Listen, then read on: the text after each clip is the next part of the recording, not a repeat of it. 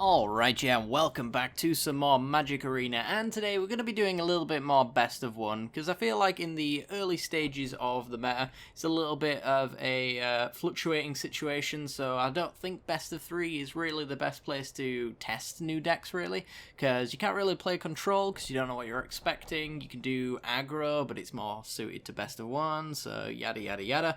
I'll probably do best of 3 towards the end of the week, rather than the beginning of it, but that's beside the point. What are we doing today? Well, we're going to be playing some high alert action. So I've played a similar deck on the channel in the past, but it was more focused on budget and being walls specifically. So we had Arcades and High Alert, which basically say that each creature you control assigns combat damage equal to its toughness rather than its power. So we want to have some big booty creatures. That's the idea. Arcades has a little bit of an added bonus. He actually draws cards when defenders enter the battlefield, so we can leverage that a little bit, but we're trying to go away from the defender side of it a little bit more and focus on maybe just the high toughness variants. It allows us to run things like Snubhorn Sentry, which is a 1 mana 0/3 with High Alert and Arcades, or one or the other, or even Huatley from the newest war set, who does the same thing as High Alert and Arcades, except for it doesn't remove the defender stat from a few of the creatures, which is what Arcades does and High Alert does. So, you know, she's a lot worse than the other two, but I'm trying her out because I think the life gain could be relevant in a kind of a race situation, you know? But yeah, anyway, we're running our non-defender things here, like Snubhorn Sentry, because it gives us an opportunity if we are struggling to keep a High Alert or an Arcades in play, then something like Snubhorn Sentry can at least get the City's Blessing and swing in as a 3/3 without the aid of any of our engine pieces. We also, from War of the Spark, have Wall of Runes, a 1 mana 0/4 or a 4/4. When it enters the battlefield, it scries 1, so it allows us to find whatever we need, our combo pieces specifically. We should be trying to get them in our opening hand, but if we can't, then that's something we should be digging for. Other than that, though, it is probably our pretty greedy mana base we want to be digging for the right land for. Speaking of, we also have our Boreal Grazer, which is one of the newer cards as well, without Defender. It's a 0/3 with Reach, but when it enters the battlefield, we get to put a land from our hand onto the battlefield tapped, which means as early as turn 2, we can have a High Alert coming in and allowing our Grazer to swing in the turn afterwards, which is pretty sweet. Following that up with all of our walls. That's basically a situation our opponent really can't deal with. We got Portcullis Vine, Caretaker, you know, just the generic walls. I'm not going to go through all of them, really. Grappling Sundew is a defender with reach, 0/4 for 2. Gleaming Barrier dies and makes a treasure, which basically allows us to fix our mana. Again, if they just kill this through combat because they want to rush us, then we can use the treasure to get down our High Alert or Arcades a turn earlier, perhaps. Tower Defense is our Haymaker, our win con half of the time as well. It's not required, but it will win you the game more often than not. It's 1 and a green, instant speed. Creatures you control get 0/0/5 and gain reach until the end of the turn. So with High Alert, every single creature gets +5/+5. So for 2 mana, a +5/+5 is absurd. And we get to attach that to every single one of our creatures that is attacking. So on the average, I tend to find that Tower Defense ends up adding about 15 power to the board, which, you know, with already 3 and 4 toughness creatures, could just be presenting lethal on 3 creatures alone, if left unblocked. And speaking of, we have Tetsuko Umezawa Fugitive here, a 2 mana 1/3, and it says creatures you control with power or toughness 1 or less can't be blocked, which is essentially every single creature in our deck, except for Snubhorn if it gets the City's Blessing, but that's just one little exception here and there that I think is just not something that we need to worry about. But yeah, that's essentially the deck. Let's showcase some games. Before I do, though, if you'd be so kind as to hit the like button and subscribe if you do enjoy this kind of content. Hold off on it if you really feel that way. Just helps out the channel a great deal, so thanks very much for anyone who does that. Without further ado, though, let's get into the games, and I hope you enjoy them.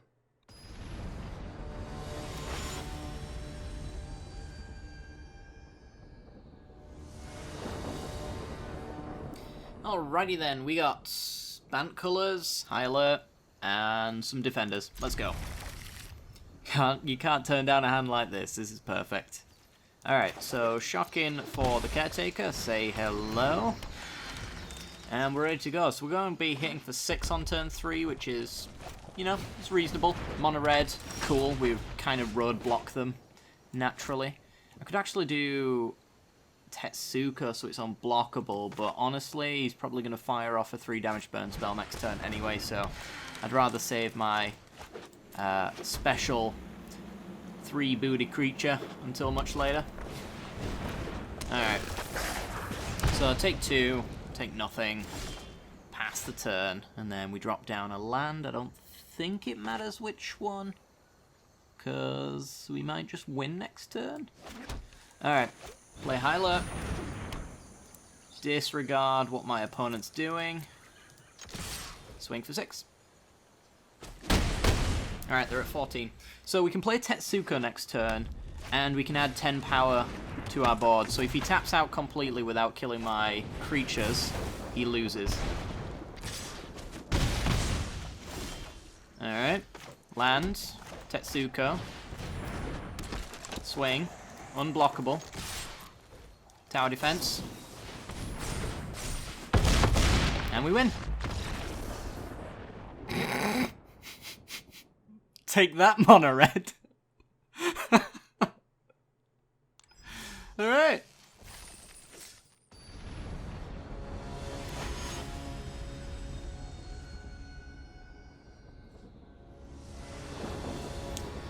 Okay then, we have double check lands, which slows the deck down unfortunately, but we got some decent walls, and double Arcades is pretty nice. It's easy enough against the hand disruption to stay in the game with this one. We're going to take it, though it is sketchy. These are probably better off as shocks. I wonder if actually the mana base might want to skew more into the shock lands. I didn't think it was all that necessary, but the amount of times I seem to get like double check land, or even triple check land, seems to be unnaturally high actually, so we might change some checks to shocks with this one. Alright, let's lead off with the biggest ones. Let's go Wall of Mist.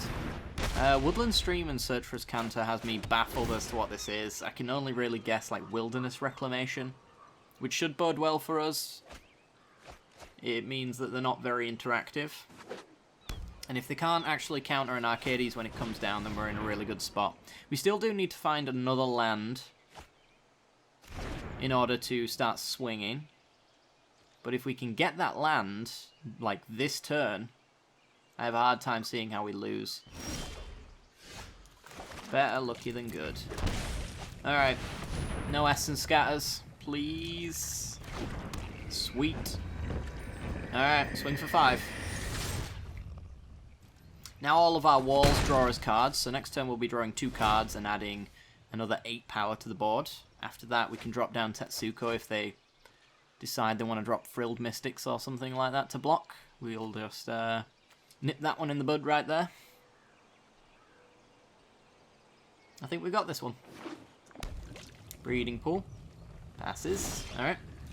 So let's do one that costs colours first, I guess. Doesn't really matter which one we play, to be honest. Pause for Reflection. Alright. So, Turbo Fog. Gotcha.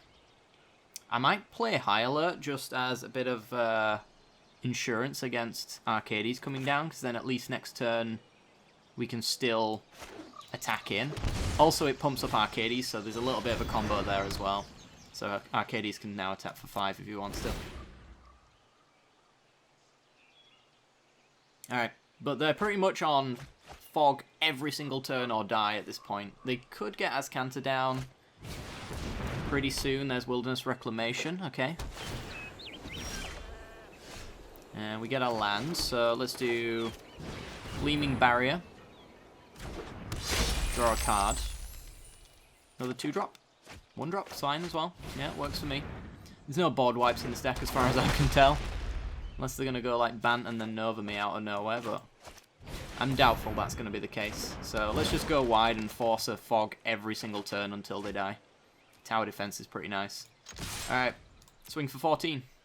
Take you to 1. It's a shame it's just not 1 point more. Because otherwise it looks like we'd have had lethal right there. Yeah, purely combat damage for this deck, so if they do find the fogs for the rest of the game, there's nothing we can really do about that.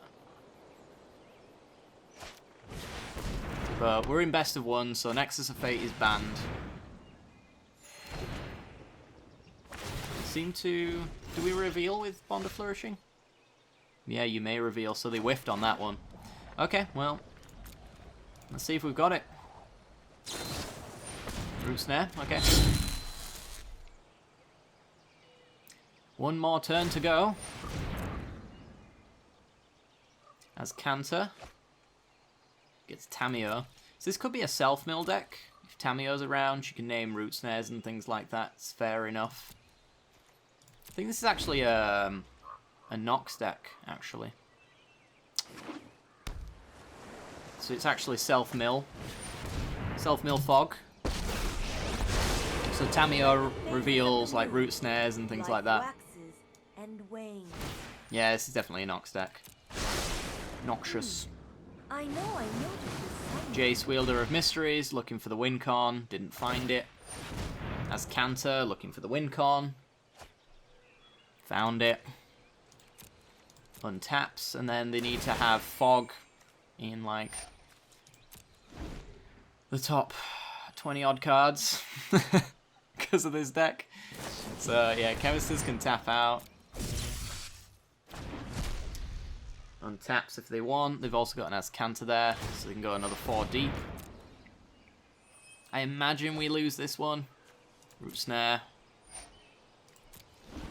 So that's one more turn they've got. Unfortunately. Alright, Root Snare pre-combat. Not sure why they keep doing it pre-combat, but it doesn't really make a difference all the same. Use the last of their mana to go as Cantering. It's a shame we didn't have really a way to have a you can't prevent non-combat damage kind of situation. I don't think that exists in our colours at all in Standard right now. I think Banefire is about the only card that does that comes to mind at the moment. There's Jace. 27 cards. Manipulation of the mind.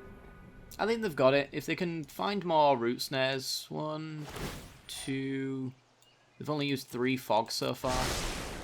To the library. Chemisters.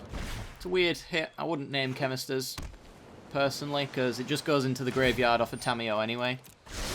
And then you get to use the jump start. So you want to name something that can be cast only in your hand, really, with Tamiyo. That's Cantor. Grabs a Fog, probably. Wilderness Wreck. Okay, that's a useless card. Bodes well for us, I suppose. They're at 19 cards left to go. But now they get some untaps, so they can float some mana. They forgot that they have a Memorial here to draw 2 cards. Because that's absolutely what you should float your mana for. As well as Cantor. Draw 2. Draw another 2. Untap. 17 cards. Got them very close. Very close indeed. I wonder if there's any way we could have finished them off there. I don't think so. You just never know when they've got a Fog in hand, so even if we had like the opportunity to tower defense, it could have been on a turn that they just had a Fog in hand and prevented it anyway. I think this game more comes down to your opponent's ability to play their own deck at the end of the day. If they don't find the Root Snares, they lose. If they name the correct things with Tamiyo, you lose, that kind of deal. So, we go swinging. They Fog. We sit back, relax, and continue onwards, because there's really nothing we can do. There's no point playing anything.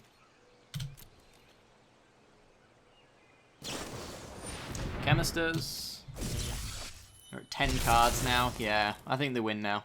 They've got 4 with Tamiyo. They've got another, what, 3 essentially with Jace. They've got another 4 here. They've got their Ascanter. Any further draws in in hand, so yeah, they've won this one. I'll let them play it out though, because I like Sylph Mill.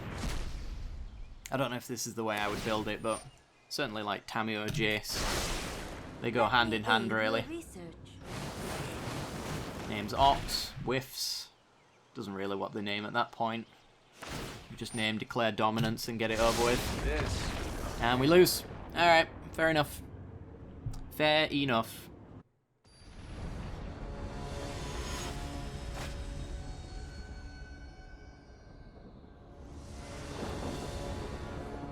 Alrighty then, we have one of the sketchier hands, to be honest. It's a 4-lander with perfect mana, but we don't really have any of our enablers or engine pieces, High Alert, Arcades, or Huatli. So this one's probably going to get thrown in the trash, to be honest. Without a way to actually dig through the deck, we need basically our piece in hand already to begin with, so we can mull this one away. We can get away with a decent 6. Alright, mull. And, well, I don't like going anywhere lower than 6, to be honest. We do have a scrying, we're on the draw, so just bottom anything that's not the 3rd land or High Alert, Arcades, Watley, that kind of deal. Hello. Alright, well, I don't think I'm inclined to actually shock myself with this hand. I think I'll just run my 2 drops down. Because with Stomping Ground, this could be the Gruel Warriors list, which is kind of aggressive. Oh? A Teamer list? Alright, well, we do have the lands we need. So that's good. We'll just lead off with the Sundew here. Nice, they say. They like the Sundew. Some rooftop gardens attract bees. Others capture dragons. Maybe they're playing dragons. And therefore I can capture them. Doesn't do a very good job of capturing many dragons though, let's be honest. Hey, look at that. High Alert. Right underneath what could be a counterspell. Alright, attack you for 4. So the best draw for us, I guess, is a land, so we can play a 2-drop, 2-drop. But we also have 2-drop, 1-drop anyway, so not the end of the world here. As far as board wipes are concerned, we don't really have to worry about any in these colours. Cannonade is too low to the ground, Star of Extinction's too far away. And there's a land. Alright, so yeah, let's shock ourselves and get aggressive. Let's do... I don't think it matters, to be honest. Both have the ups and downs. I think both are equally likely to get countered if they have a counter. Alright, attack you for 8. You're dead next turn. Oh, sorry, attack you for 4. Still dead next turn.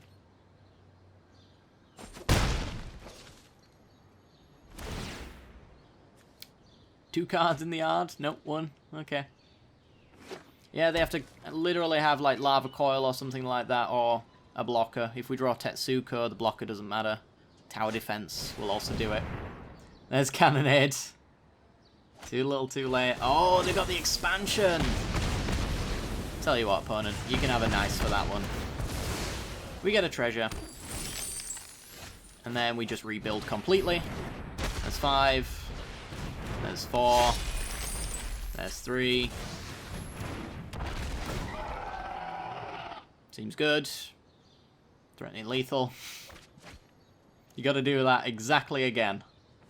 Or attack the Snow Pawn. If you have Light Lightning Strike, you can hit the 3 toughness one. Good game. You can have a good game. I think you're a genuine good gamer. Yeah, you are. Good honourable sir over there, or madam. Thank you very much. You very rarely see people good gaming and meaning it these days. It's weird. But there you go. Good stuff.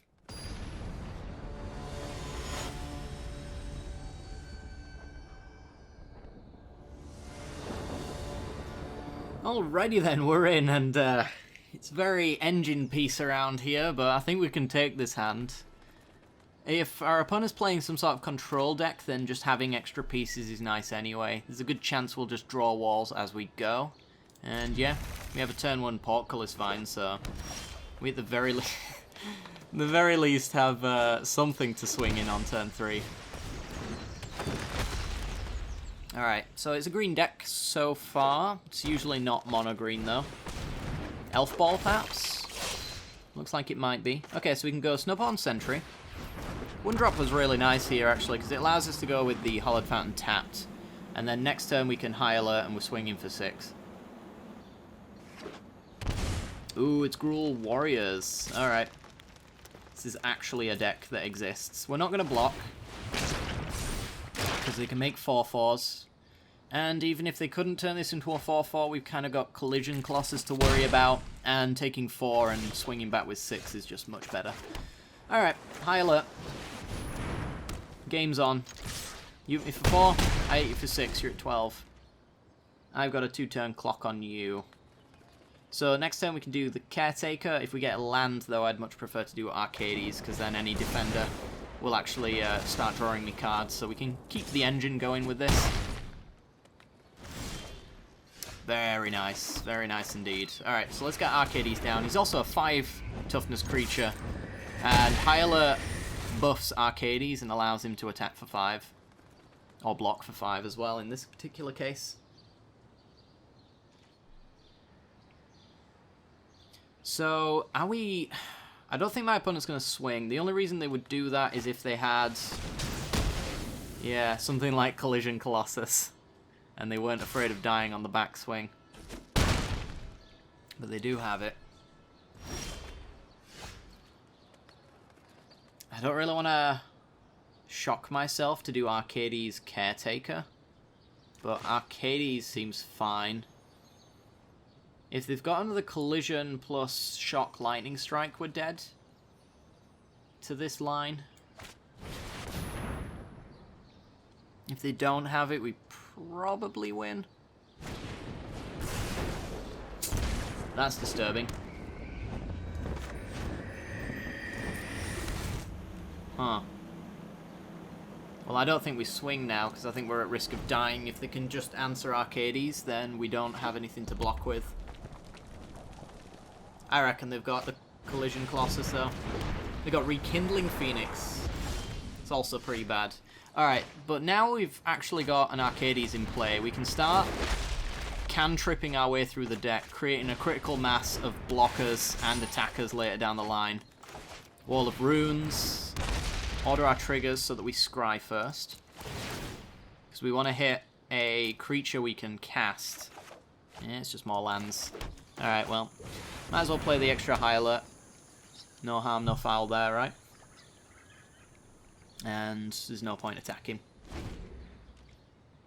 Again, we're still dead to Collision, because he can kill the Arcades and get in with the Rekindling Phoenix, and kinda looks like they've got Lightning Strike as well. Ah, Thrash. Yeah, that'll do as well. A lot of combat tricks for this one. I guess maybe they're running the new wizard that can take cards out of the graveyard, maybe. I don't know. But they got us. Fair enough. Fair enough.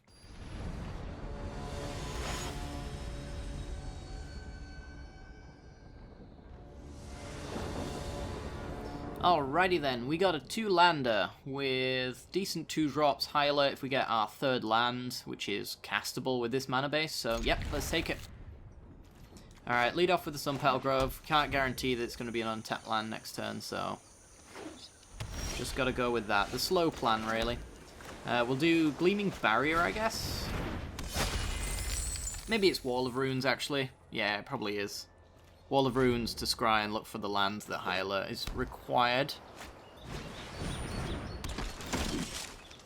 Alright, well, it kind of worked out. We get Wall of Runes here. We're looking for a land. There it is. And play the Caretaker. Next turn we have High Alert, and we're swinging for a metric ton that I don't think my opponent can keep up with. Feather. Alright. They're not going to have too much to pump up when we're done. So we got the High Alert. Swing for 11. That's half your life total. Next turn we've got Tetsuko, so if they don't block, this is the last opportunity to do so. Okay, blocking the caretaker. So best thing for us is a land. And they need to deal as much damage to us as we just dealt to them. Which I'm sure is possible with this deck. It's the first time me seeing a feather deck actually, despite it being very, very highly requested.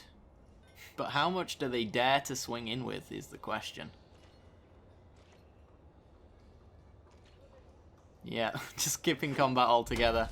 That is true fear in my opponent right there. Oh, we don't have the double blue. Well, we can Wall of Runes, just as a bit of a setup turn.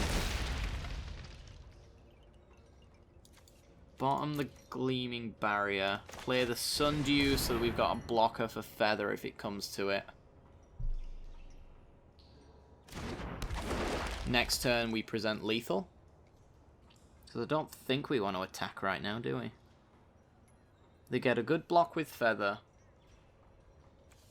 Sorcery speed, so I mean they get a block here with the Vindicator, but I doubt they go for it. Any pump spell though could blow us out. I think we just pass. And we can afford to lose one creature in the exchange next turn and still have 12 points of damage.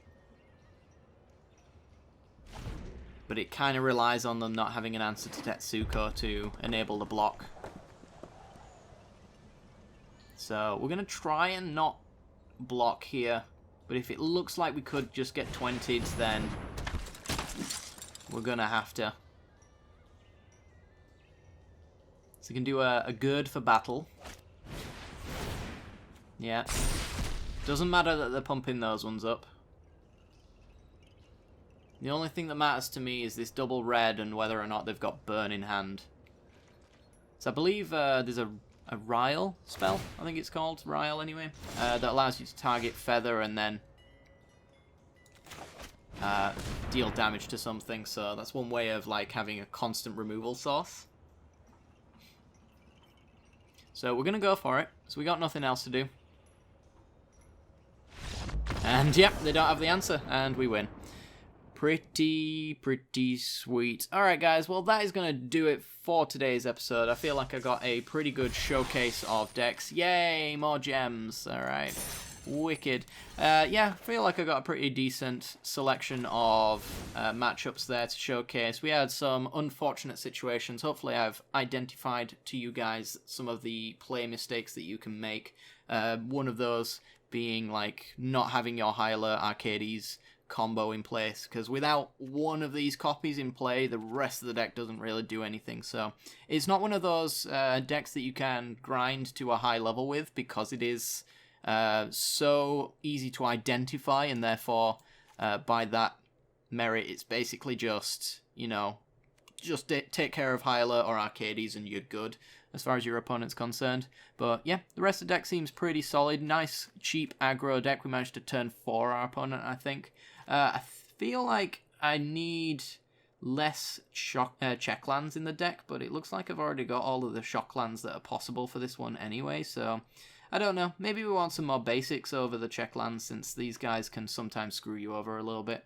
It's a weird one that I don't think I've ever had to come across, but yeah, maybe a Hinterland Harbour for another forest or a plain, something like that. Might actually improve this deck a little bit. I'll have to test that one, or maybe you guys can do as well. But yeah, hope you guys enjoyed. If you did, make sure to hit that like button and subscribe for some more content in the future. We're going to be back hopefully every single day this week, trying to get you some new War of the Spark brews, so hopefully you guys enjoyed that one, and without further ado, I'm going to end it off here, and see you later.